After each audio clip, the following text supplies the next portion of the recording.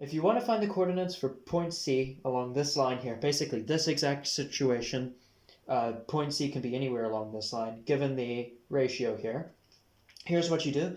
You use these two equations, and really you only need one. It just solves for one of the two coordinates, right? So for the x coordinate of point C, or the y coordinate, but if you're using x, you use all the x's. If you're using y, you use all the y's. That's all. That's the only difference. All right, you take the x coordinate of A, or the smaller one, and you add it to the fraction version of this ratio here, which is the one that's connected to the A point, the smaller point, right? Multiplied by the x coordinate of B minus the x coordinate of A. And that'll give you the x coordinate for C right there.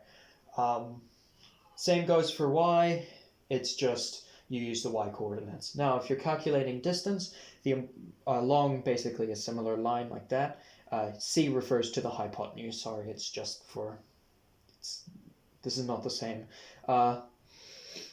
Essentially, the important thing to note is that it's essentially a right angle triangle there with this imaginary line. We can get delta x and delta y, the difference in x and the difference in y, pretty easily.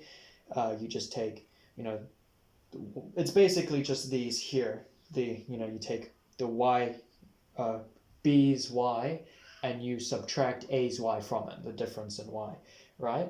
And then you plug it into Pythagoras' theorem there to get distance.